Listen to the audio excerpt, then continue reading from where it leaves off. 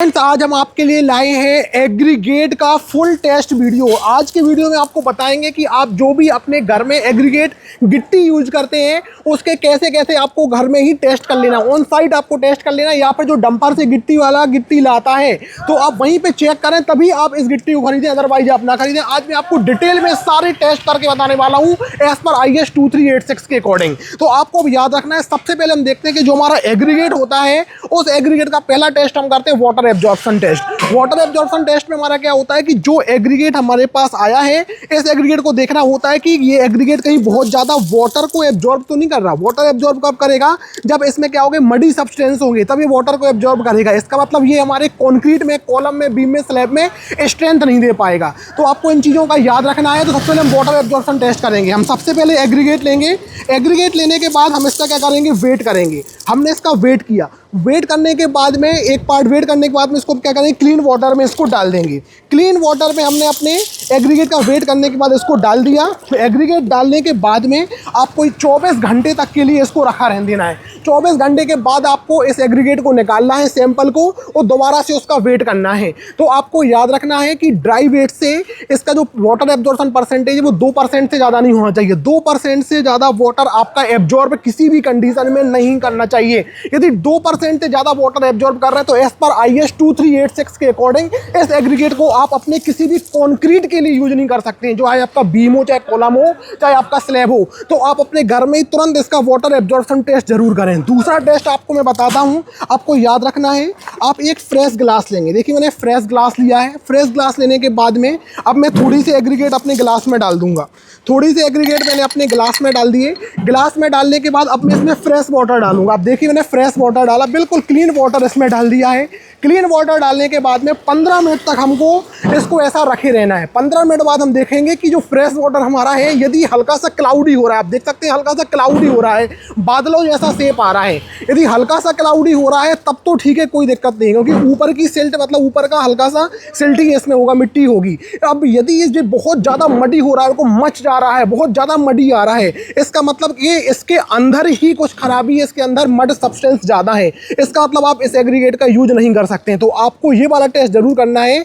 इसमें आपको देखना है कि कहीं मडी सब्सटेंस तो नहीं है। तो आप वाटर डाल के देखेंगे, वाटर आपका क्लीन होना चाहिए, क्लाउडी होना चाहिए। ये आपका दूसरा टेस्ट है। तीसरा टेस्ट के लिए आपको क्या करना है, जब भी एग्रीगेट आपके यहाँ पे आया है, आप सबसे पहली बात, सीधा आप वाटर लीजिए, और वाटर लेके जो भी डंपर वाला डंपर से लेके आया, सीधा आप उसमें पानी डाल दीजिए। आप एग्रीगेट में बिल्कुल सबसे पहले पानी डाल दीजिए, बिना सोचे समझे पानी डाल दीजिए।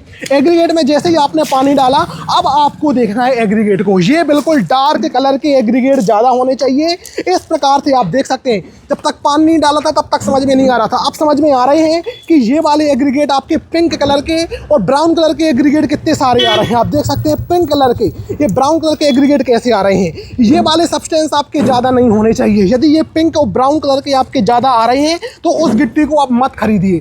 आप पहला ही टेस्ट सीधा कर सकते हैं पानी डालने के बाद में। आपके ये बिल्कुल डार्क ब्लैक कलर के होने चाहिए। इस प्रकार से ये डार्क ब्लैक कलर के कंटेंट आपके ज़्यादा होना चाहिए, तभी आप एग्रीगेट का यूज कीजिए। लीजिए मत, अदरवाइज मत लीजिए। आपको याद रखना है। इसके बाद आपको याद रखना है कि जो आपका एग्रीगेट है, एग्रीगेट आपका इस प्रकार से, मतलब आप देख सकते हैं काफ़ी सारे एग्रीगेट हमारे पास डले हुए हैं।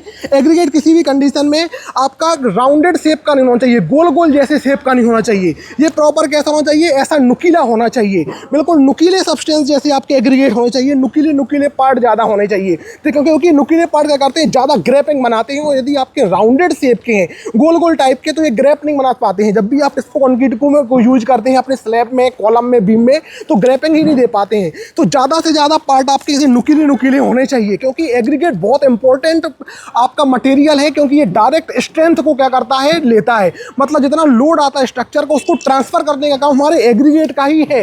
एग्रीगेट ही सबसे इंपॉर्टेंट होता है। तो इसको हमको ये टेस्ट करके चेक कर लेना कि नुकीले होना चाहिए, राउंडेड शेप पे नहीं होना चाहिए। दूसरी बात, जब भी हम अपने कॉन्क्रीट RCC स्ट्रक्चर के लिए, कॉलम, बीम, स्लैब के लिए अपना एग्रीगेट यूज करते हैं तो हमारे 20 mm साइज का ही यूज करते हैं। 20 mm से ऊपर की साइज नहीं होनी चाहिए।